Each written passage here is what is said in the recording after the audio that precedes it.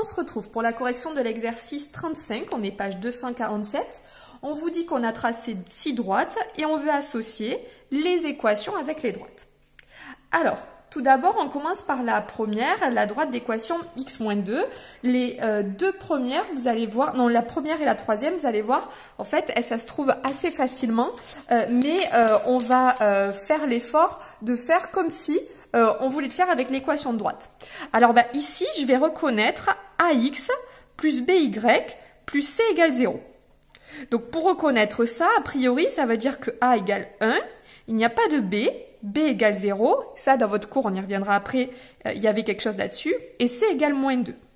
Donc, un vecteur directeur, pour ici, pour cette droite, c'est moins b, a. Donc, je cherche donc une droite qui a pour vecteur directeur 0, 1. Si ici, c'était l'origine, 0, 1, c'est-à-dire que ici, je ne me déplace pas sur l'axe des abscisses, et je monte de 1. Voilà.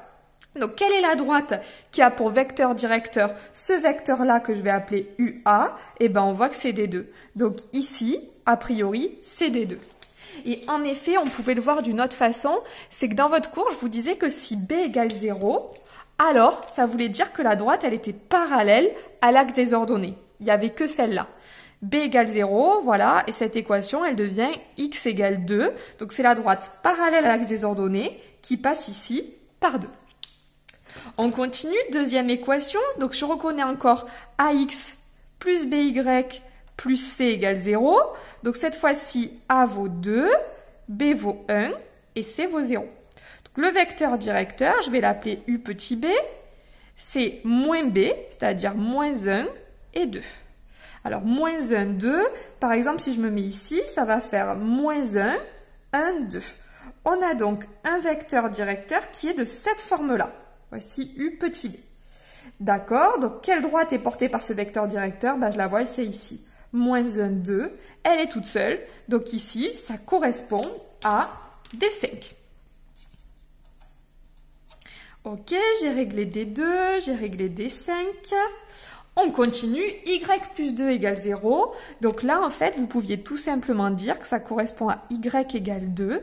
Et ces droites, on les connaît bien lorsqu'on cherche y égale moins 2, pardon.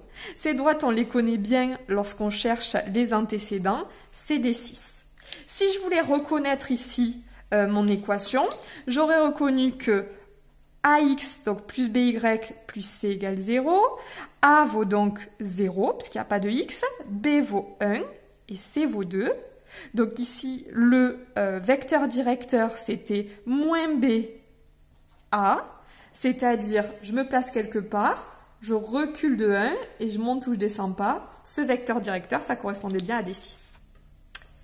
Ici, donc je reconnais a égale 4, b égale moins 1 et c égale moins 1. Le vecteur directeur, c'était donc moins b et a. Moins b, a, très bien, parfait. Donc 1 et 4, c'était donc un vecteur par exemple qui partait d'ici. 1, 1, 2, 3, 4. On a donc une droite ici qui monte très très vite. Ah ben voilà, c'est D3. Parce que D3, si je me mets ici, 1, 1, 2, 3, 4. Donc ici, c'est D3. On continue pour petit e. Ici, a égale 2, b égale 3 et c égale moins 2. Le vecteur directeur de e, c'est donc moins b et a. Moins 3, 2. Par exemple, si je me mets ici, moins 3, moins 1, moins 2, moins 3, 1, 2. Voici un vecteur directeur pour la droite, enfin pour l'équation qui correspond au petit e. Et là, le problème, c'est que vous aviez deux droites qui correspondaient. Il y avait D4, 1, 2, 3, 1, 2, et il y avait aussi D1. 1, 2, 3, 1, 2 par exemple. Ben oui, parce qu'ici, si vous regardiez, vous aviez aussi A égale 2 et B égale 3. Donc, un vecteur directeur pour F, c'était aussi moins 3, 2. Alors, que faire ici? Il faut trouver, en fait, un point par lequel passe ma droite. Je vois ici, par exemple, si je prends 0, je vais obtenir des coordonnées pas entières. C'est embêtant. Mais si je prends x égale 1, soit je vais obtenir y égale 0, et cette fois-ci sera D4, soit je vais obtenir y égale 1, et ce sera D1. Donc, je vais remplacer ici dans mon équation, si x égale 1, dans ce cas-là, mon équation, elle devient 2 fois 1 plus 3y moins 2 égale 0. 2 fois 1, ça fait 2. 2 moins 2, ben, ça fait 0. 3y égale 0. Y égale 0. Donc ici, je vois que cette droite, elle passe par le point de coordonnées 1, 0. 1, 0, c'est donc D4. Voilà, j'en déduis ici que c'est D4. Tout simplement parce que le point de coordonnées 1, 0, ici, il appartient à la droite. Si j'avais voulu le faire ici pour la dernière, alors est-ce que vous voyez? Oui.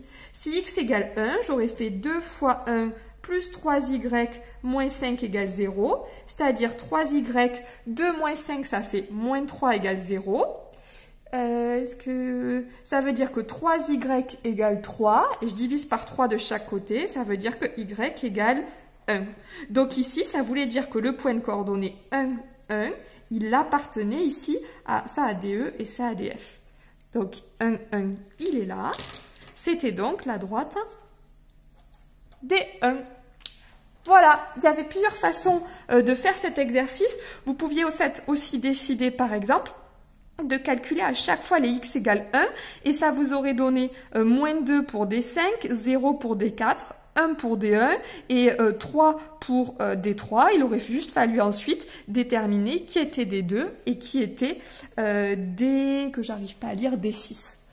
Voilà, allez, on se retrouve pour la suite.